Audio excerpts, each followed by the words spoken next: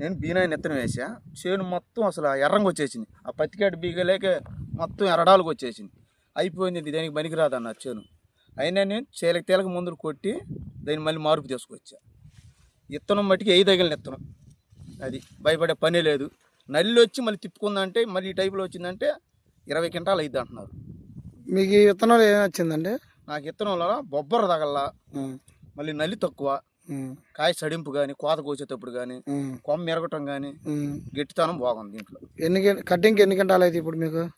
నాకు ఇప్పుడు ఒక 5 క్వింటాలు అయిందండి. 5 క్వింటాలు. కాపు ఎలా ఉంది చూపి ఒకసారి. మొత్తం పెంది మీద ఉంది. మొత్తం పెంది మీద ఉంది సార్.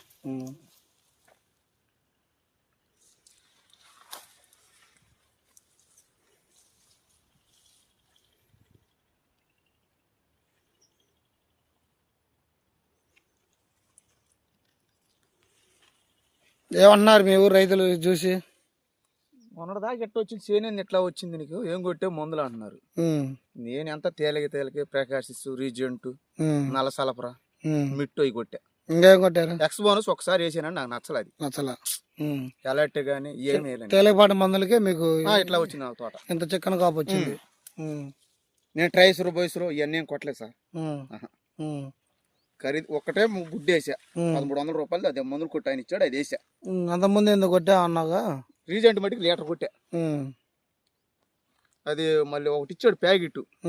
ఈ ఎండల మనిషికి కొండు కూడా రాలకుండా